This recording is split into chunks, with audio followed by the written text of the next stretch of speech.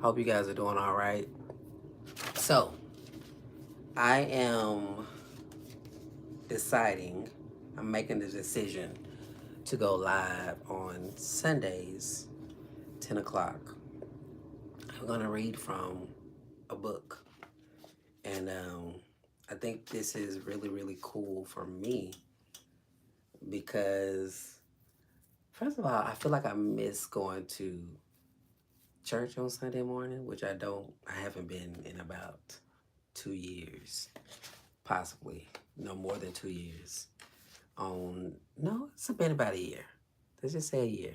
But anywho, I still like to be encouraged. I still like to be empowered. I still like to be strengthened. And we're going to be reading from the Four Agreements. And we're going to get it done. We're going to read from the Four Agreements. And this will be the book that we'll be in for the next couple of weeks. Probably because it's probably going to take us some weeks to get through this. And this is a good book to start your new year with, to really get out of the space of people pleasing, getting clear, maybe even about your own spiritual journey. So on Sundays at 10 a.m., we're going to be reading from the Four Agreements. So if you're around, you want to come hang out, if you got the book and you want to follow along, let's get it, okay? And I read the Four Agreements maybe about 2 years ago. And for me, it was life changing. It was life changing because it helped me to confirm what I was feeling, but also helped me detach from what other people were saying and how they were showing up. Because whatever they got going on ain't got nothing to do with me. And that is so healing and freeing. All right, so we're gonna get into it, and let me see where we're gonna start. Should we start with? Let's just start with the introduction, okay? So let's get into it. The Smoky Mirror. 3,000 years ago, there was a human just like you and me who lived near a city surrounded by mountains. The human was studying to become a medicine man, to learn the knowledge of his ancestors, but he didn't completely agree with everything he was learning. In his heart, he felt there must be something more. One day, as he slept in a cave, he dreamed that he saw his own body sleeping. He came out of the cave on the night of a new moon. The sky was clear, and he could see millions of stars. Then something happened inside of him that transformed his life forever. He looked at his hands, he felt his body, and he heard his own voice say, I am made of light. I am made of stars. He looked at the stars again, and he realized that it's not the stars that create light, but rather light that creates the stars. Everything is made of light, he said, and the space in between isn't empty. And he knew that everything that exists is one living being, and that light is the messenger of life because it is alive and contains all information. Then he realized that although he was made of stars, he was not those stars. I am in between the stars, he thought. So he called the stars the tonal and the light between the stars the nagul. And he knew that what created the harmony and space between the two is life or intent. Without life, the tonal and the nagul could not exist. Life is the force of the absolute, the supreme, the creator who creates everything. This is what he discovered. Everything in existence is a manifestation of the one living being we call God. Everything is God. And he came to the conclusion that human perception is merely light perceiving light. He also saw that matter is a mirror. Everything is a mirror that reflects light and create images of that light. And the world of illusion, the dream, is just like smoke, which doesn't allow us to see what we really are. The real us is pure love, pure light, he said. Now, thank you for the light, fam. For those that are liking the video, I appreciate it. And those that are here, appreciate you. I want to pause right here because this is something that I still process as I deconstruct, as I tap into life outside of church, outside of religion, to this concept that everything is God. In essence, what I'm learning and discovering is that everything is energy. Everything has a I'll say a spirit, right? And that came from God. And I think that is profound yet sometimes scary, you know, to really lean into that as I'm healing and discovering life outside of church. Because we've been taught that let me say, I was taught, let me make it personal. I was taught that God was outside, up in the sky. And to just consider that I have that type of power, you have that type of power, can be an interesting concept to really lean into. Okay? The real us is pure love, pure light, he said. This realization changed his life. Once he knew what he really was, he looked around at other humans and the rest of nature, and he was amazed at what he saw. He saw himself in everything, in every human, in every animal, in every tree, in the water, in the rain, in the clouds, in the earth. And he saw that life mixed the tonal and the nagul in different ways to create billions of manifestations of life. Just sit with that. That not only am I God, but you are God. And we're not saying that we are the all of the all. What we're saying is that all of the all is in you and me. You know what I'm saying? I connected this is what Jesus was saying. When you see the Father, the language he used, when you see the Father, you see me. He was actually saying this.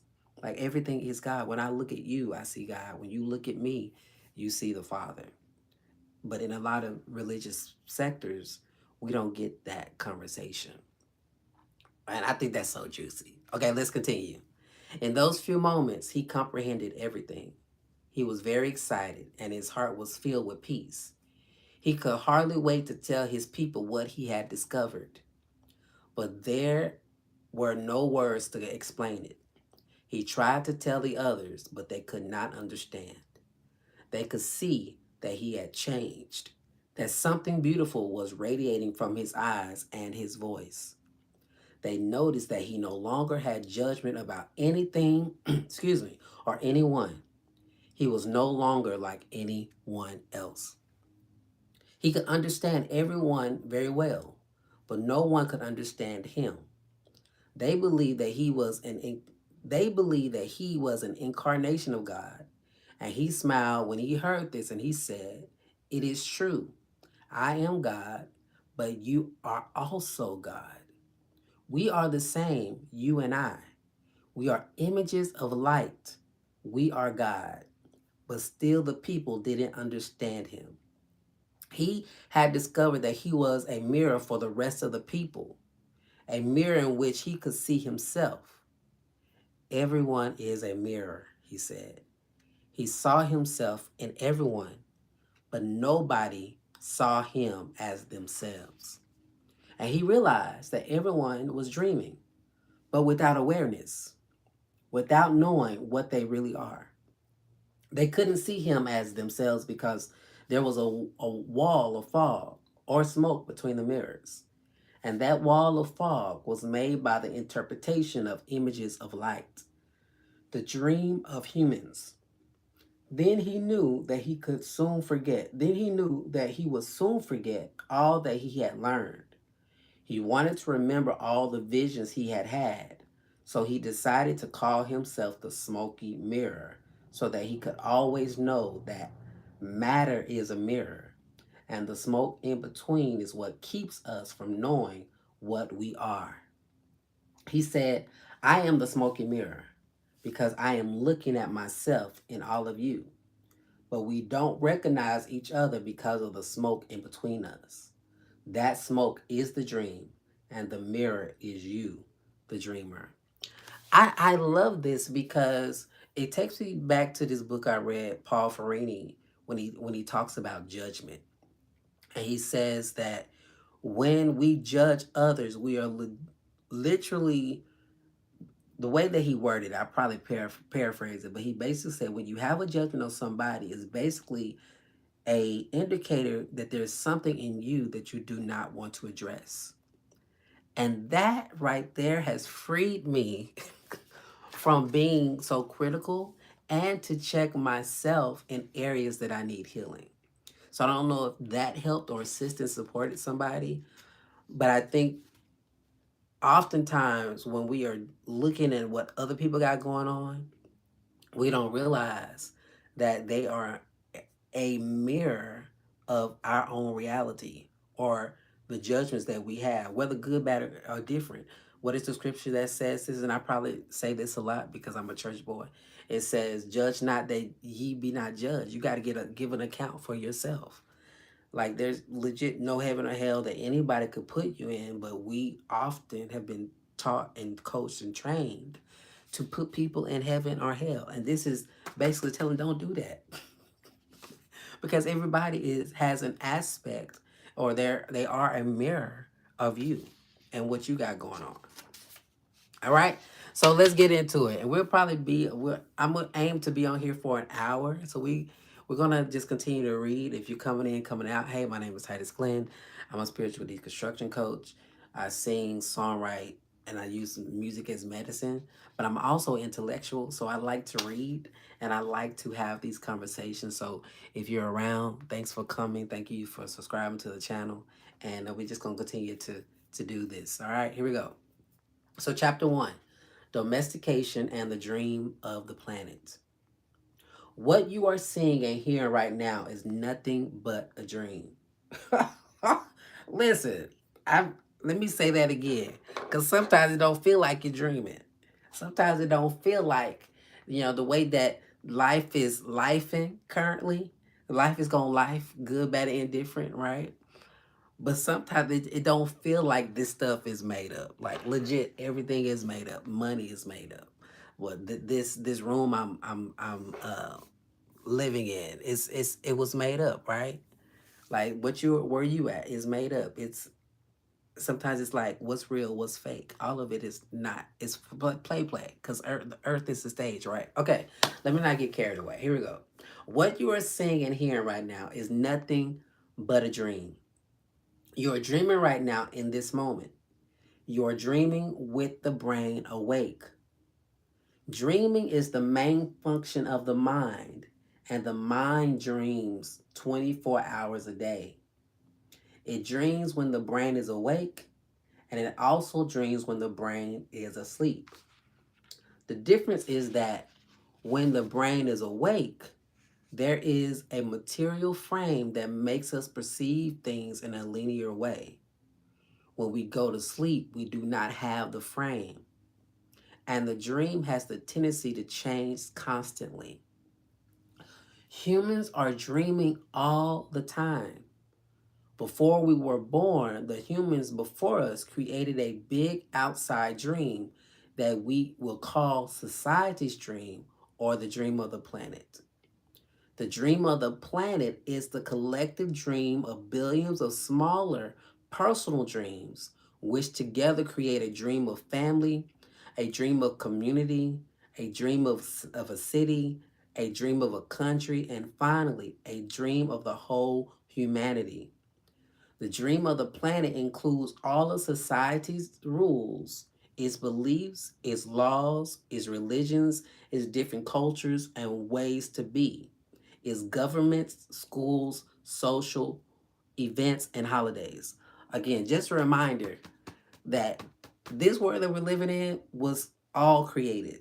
When you go back, let's just keep it biblical times. There was no wedding ceremonies like we know it. They were actually married before the ceremony, right?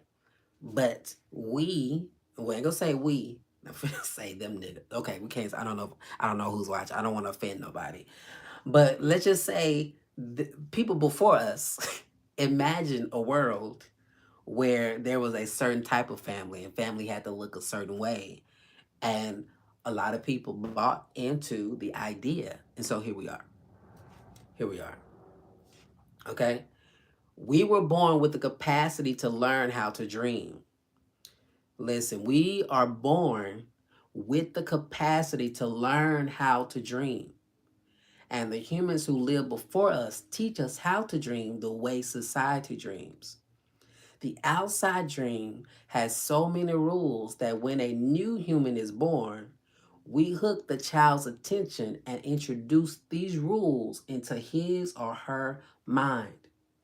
The outside dream uses mom and dad, the schools and religion to teach us how to dream. I think I'll say that again. This is so yummy to me. The outside dream has so many rules that when a new human is born, we hook the child's attention and introduce these rules into his or her mind. The outside dream uses mom and dad, the schools, and religion to teach us how to dream. Attention is the ability we have to discriminate and to focus only on that which we want to perceive. Let's say that again. Attention is the ability we have to discriminate and to focus only on that which we want to perceive. This is really, really beautiful to see because spiritual awakening across the board, if you ask me, is this idea of being aware that you have a choice on where you place your attention. Listen, don't shout me in this chair. And I think a lot of times people get afraid of you actually coming into an awareness that you have the power to choose any and everything without this idea that you're going to hell or you're not going to be loved because you can put your attention where you want to put your attention. It's a beautiful thing. We can perceive millions of things simultaneously, but using our attention, we can hold whatever we want to perceive in the foreground of our mind. This connects for me. This is because this is my conversation now when I talk to people that disagree. This is something I want to just lean into more. Let it be according. Let me slow down. I talk a little fast, so and I get excited. So let me slow down. Scripture says, Jesus said, "Let it be according to your belief." I think that should should apply to anybody that wants to argue with you concerning what you believe. Because if they believe that thing, they have set their attention on that belief being true. Whether they got to it with logic or not, if they are perceiving it that way, there's nothing you can do lest God, him or her or itself gives them a life experience to make them think differently, right? Because they can hold whatever they want to be true in their mind. But I think there's a lot of things that we embark upon that has taught us in our upbringing that people can't believe what they choose to believe. Because if they believe certain ways, then it's gonna harm us. And that don't have to necessarily be fact. This is so good. The adults around us hook our attention and put information in our minds through repetition. The adults around us hook our attention and put information into our minds through repetition. That is the way we learned everything we know. By using our attention, we learned a whole reality, a whole dream. We learn how to behave in society, what to believe and what not to believe, what is acceptable and what is not acceptable, what is good, what is bad, what is beautiful and what is ugly, what is right and what is wrong. It was all there already. All that knowledge, all those rules and concepts about how to behave in the world. And this is why everybody should really take time to sit with what it is that you actually believe. Because do you really know? Do you really know what you believe? Or are you just really leaning into the ideas that were given to you? And I think that's really something to really sit with as you just learn to live your life. Like, do you really want to be married? Or is this an idea that somebody gave you? Do you really want to be a lawyer? Or is this mom and dad saying that you need to have this type of career? Like, what's really going on? What's your belief and what is somebody else's? What is true for you and what is the truth that you're going to let somebody, land on? When you were in school, you sat in a little chair and put your attention on what the teacher was teaching you. When you went to church, you put your attention on what the priest or minister was telling you. It is the same dynamic with mom and dad, brothers and sisters. They were all trying to hook your attention. We also learn to hook the attention of other humans, and we develop a need for attention, which can become very competitive. Whew, sounds like algorithm worthy type of discussion. Like trying to put out content, trying to be in the latest trends, trying to be in the latest fad. I guess fad and trend is the same, right? Like we are constantly competing for other people's attention as well.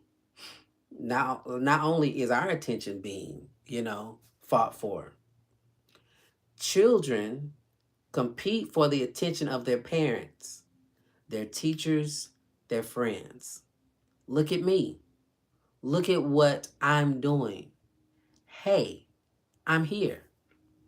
The need for attention becomes very strong and continues into adulthood.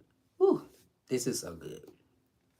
The outside dream hooks our attention and teaches us what to believe, beginning with the language that we speak. Language is the code for understanding and communication between humans. Every letter, every word in each language is an agreement. We call this a page in a book. The word page is an agreement that we understand.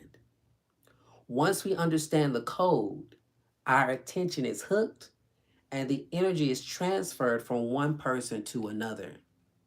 It was not your choice to speak English. Come on, somebody. It was not your choice to be black, white, gay, straight. It wasn't your choice to be in the skin that you're in. I can't help that I'm black 4'11". Like, I didn't ask for this, you know?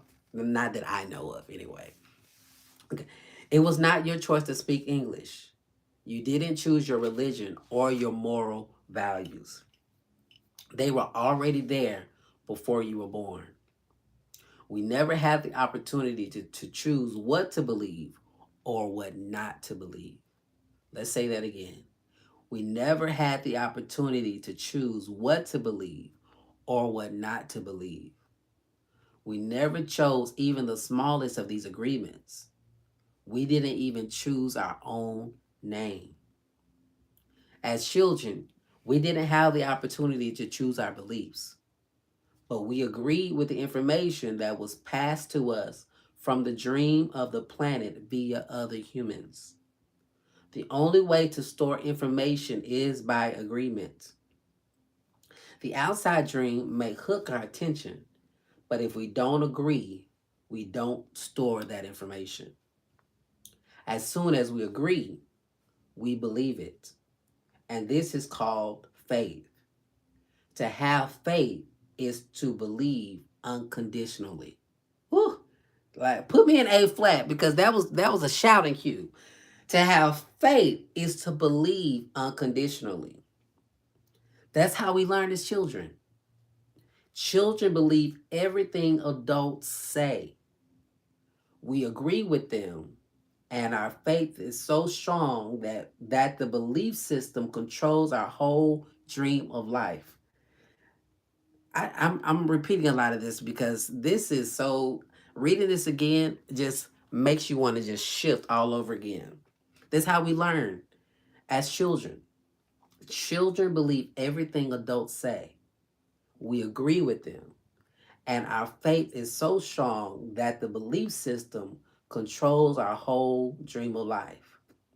We didn't choose these beliefs, and we may have rebelled against them, but we were not strong enough to win the rebellion. Phew. We were not strong enough to win the rebellion. The result is surrender to the beliefs with our agreement. I call this the process of call this process domestication of humans. And through this domestication, we learn how to live and how to dream. In human domestication, the information from outside the dream is conveyed to the inside dream, creating our whole belief system. First, the child is taught the names of things: mom, dad, milk, bottle. Day by day, at home, at school, at church, from television, we are told how to live, what kind of behavior is acceptable. The outside dream teaches us how to be a human. We have a whole concept of what a woman is and what a man is. And we also learn to judge. We judge ourselves, judge other people, judge the neighbors. Children are domesticated the same way we domesticate a dog, a cat, or any other animal. In order to teach a dog, we punish the dog and we give it rewards.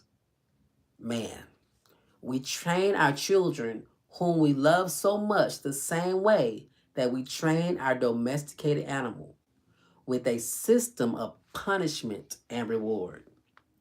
We are told, you're a good boy, or you're a good girl, when we do what mom and dad want us to do.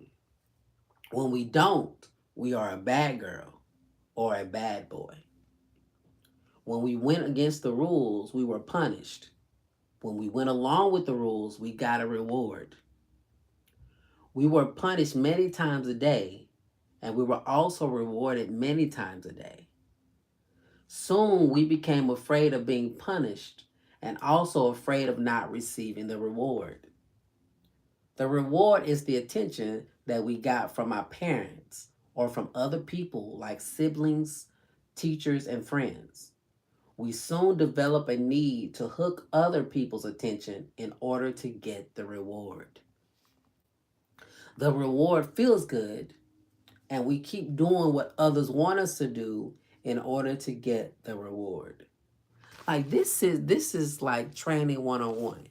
It's almost like being isolated enough to be fed enough so that whoever is feeding you has the power to point you in the direction that they want you to go. Man, let's read this paragraph again. When we went against the rules, we were punished. When we went along with the rules, we got a reward.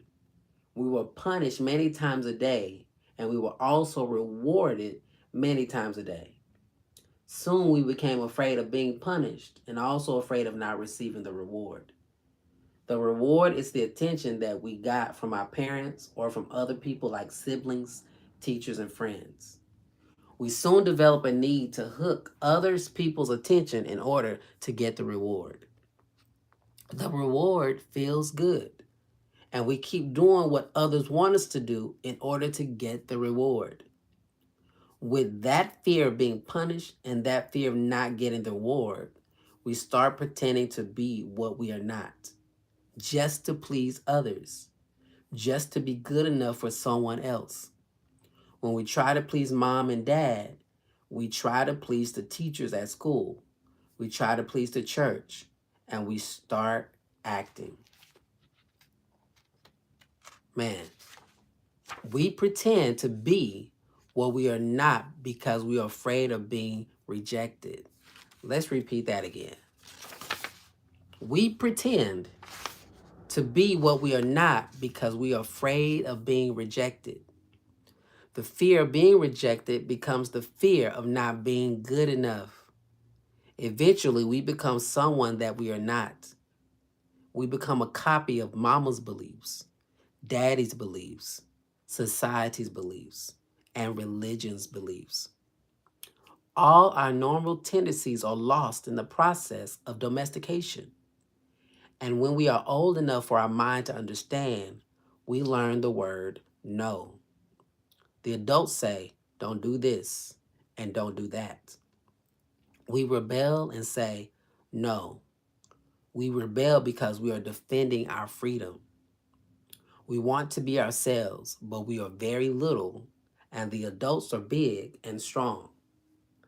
After a certain time, we are afraid because we know that every time we do something wrong, we are going to be punished. The domestication is so strong that at a certain point in our lives, we no longer need anyone to domesticate us. We don't need mom or dad, the school or the church to domesticate us. We are so well trained that we are our own domesticator. Shoosh. We are auto domesticated. We are an auto domesticated animal. This is so real because you think about, let me say, I think about how I go into relationships, the expectations that I put on myself as a man in a marriage, and the things that I told myself about getting a divorce, what other people said about getting a divorce. All these things are legit just programs and things that have been said because of people's belief systems that some of them I adapted as my own. Man, we become a copy of mama beliefs, daddy beliefs, society's beliefs, and religion's beliefs. All our normal tendencies are lost in the process of domestication. And when we are old enough for our mind to understand, we learn the word no. The adults say don't do this and don't do that. We rebel and say no. We rebel because we are defending our freedom. We want to be ourselves, but we are very little, and the adults are big and strong. After a certain time, we are afraid because we know that every time we do something wrong, we're going to be punished. Let me see here. I feel like I lost my place. Okay, here we go. We are an auto domesticated animal. We can now domesticate ourselves according to the same belief system we were given and using the same system of punishment and reward. We punish ourselves when we don't follow the rules according to our belief system. We reward ourselves when we are the good boy or a good girl. The belief system is like a book of law that rules our mind. Without question, whatever is in that book of law is our truth. We base all of our judgments according to the book of law, even if these judgments go against our own inner nature. Even moral laws like the Ten Commandments are programmed into our mind in the process of domestication. One by one, all these agreements go into the book of law. These agreements rule our dream. There's something in our minds that judges everybody and everything, including the weather, the dog, the cat, everything. The inner judge uses what is in our book of law to judge everything we do and don't do, everything we think and don't think, and everything we feel and don't feel. Everything lives under the tyranny of this judge. Every time we do something that goes against the book of law, the judge says we are guilty. We need to be punished. We should be ashamed. This happens many times a day after day, for all the years of our lives. There's another part of us that receives the judgments, and this part is called the victim. The victim carries the blame, the guilt, and the shame. It's the part of us that says, poor me, I'm not good enough. I'm not intelligent enough. I'm not attractive enough. I'm not worthy of love. Poor me. The big judge agrees and says, yes, you are not good enough. And this is all based on a belief system that we never chose to believe. These beliefs are so strong that even years later, when we are exposed to new concepts and try to make our own decisions, we find that these beliefs still control our lives. Whew. Yo, this is absolutely incredible to digest again because I'm going through this healing around singing and singing sacred versus secular. And I'm having to really have a conversation with myself as to, is secular really a bad thing? And what if secular songs, what if they are sacred as well? Especially in a sense of healing, getting into your feelings, getting into your emotions. And this book is reminding me of the dogma that I'm still unpacking around just music and what I listen to, what I put in my ear gate. And if not what I listen to, how I perceive what I'm listening to, that makes it a negative connotation or feeling that I'm still having to heal from. Hopefully that makes sense. Because everything that is in the book of law has to be true. Anything that challenges what you believe is going to make you feel unsafe. Even if the book of the law... Okay, hold on. Sorry, I'm getting... Here we go. These beliefs are so strong that even years later, when we are exposed to new concepts and try to make our own beliefs, we find that these beliefs still control our lives.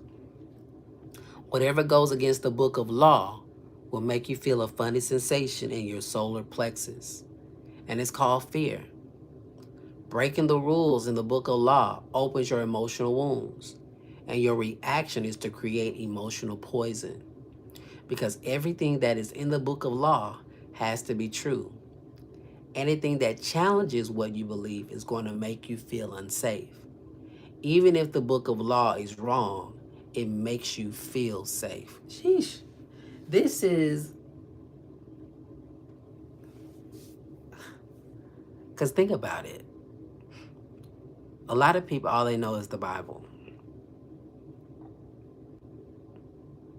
And a lot of people tie the idea that everything in the Bible has to be true. And it's hard to dissect or even wrap your mind around at first that the Bible could just be a book of allegory. Because this book has made you feel safe in this identity that you've been given. Let's say that again. Because everything that is in the book of law has to be true. Anything that challenges what you believe is going to make you feel unsafe. Even if the book of law is wrong, it makes you feel safe. That is why we need a great deal of courage to challenge our own beliefs. Because even if we know we didn't choose all these beliefs, it is also true that we agreed to all of them. The agreement is so strong that even if we understand the concept of it not being true, we feel the blame, the guilt, and the shame that occur if we go against these rules. Just as the government has a book of laws that rule the society's dream, our belief system is the book of laws that rules our personal dream.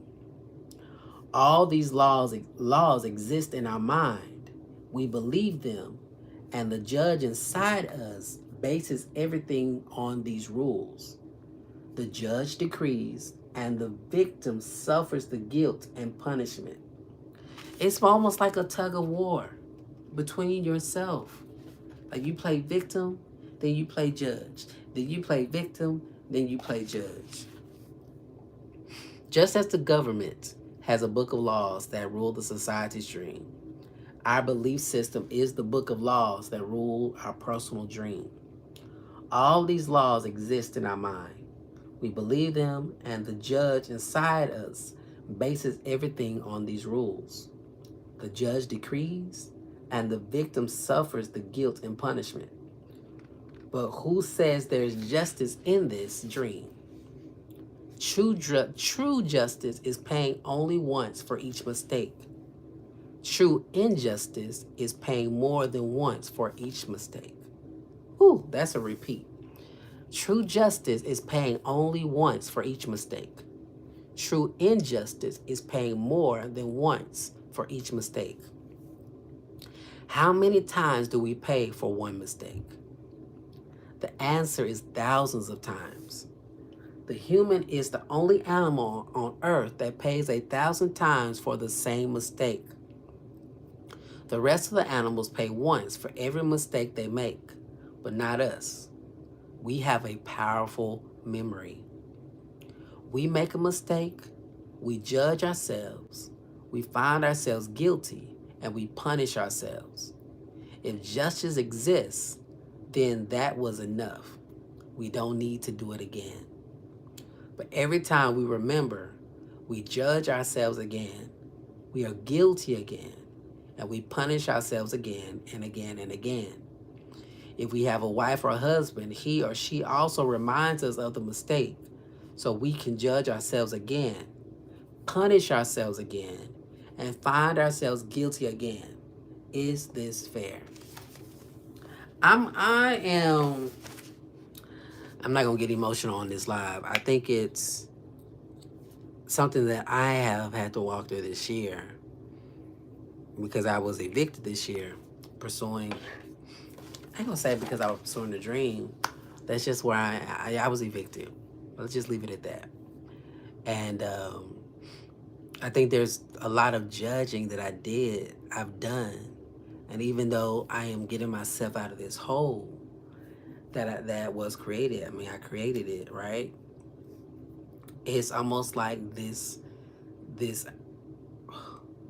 cycle of having good days and having bad days, and like even thinking about myself as a bad father for how I got here and why am I here.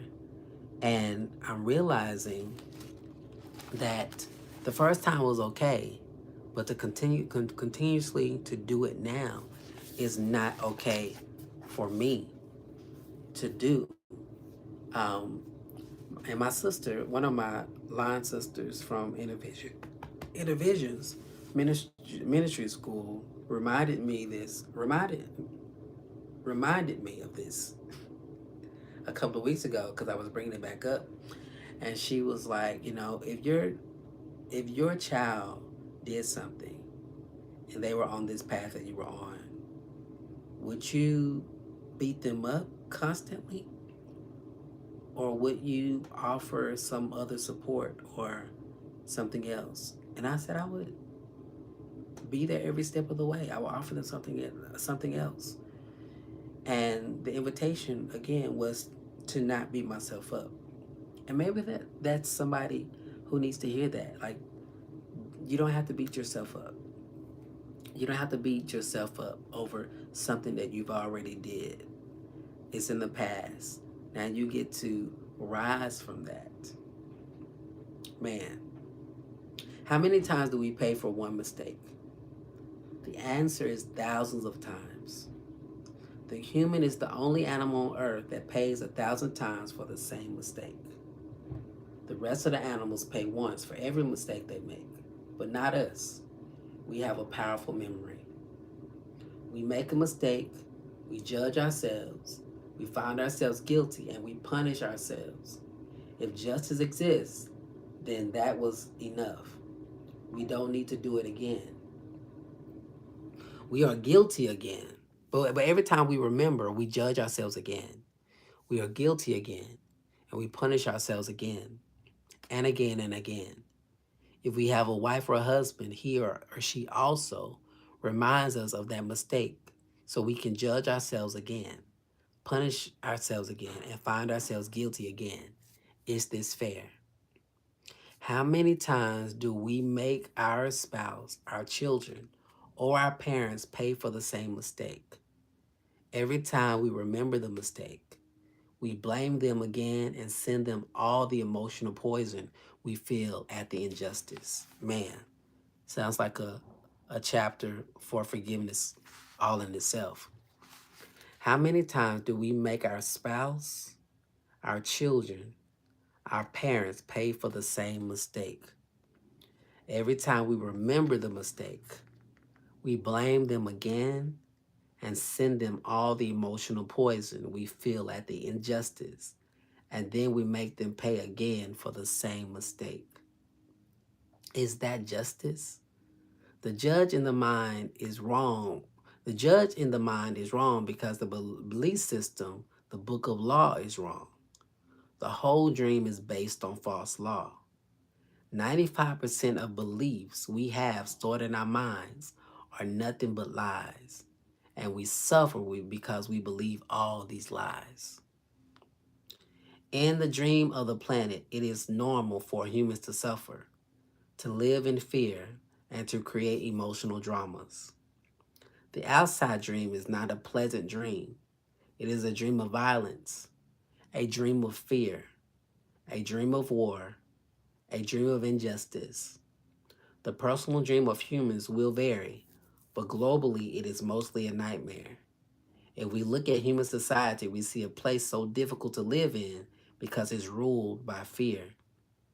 Throughout the world, we see human suffering, anger, revenge, addictions, violence in the street, and tremendous injustice. It may exist in different levels in different countries around the world, but fear is controlling the outside dream. I think that's a good space to stop because I feel like that's where we are in this world currently with administration, with people stepping out on faith, people losing things, anxiety, worry, concern being really big. And I think it's a call to release the fear. I feel like I had a song about fear. Um, let's see here. I'm looking for a song about releasing fear. And I'm going to Apple. Maybe I do have something on here. Yes, I do. So we gonna listen to this and we're gonna hop out. This is Feelings of Fear Be Released from one of my mantras I created. Feelings of fear be released in all forms. And we welcome feelings of peace and abundance. Feelings of fear be released in all forms. And we welcome feelings of peace and abundance. Feelings of fear be released in all forms. And we welcome feelings of peace and abundance. Feelings of fear be released in all forms. And we welcome feelings of peace and abundance. Feelings of fear be released in all forms. And we welcome feelings of peace and abundance.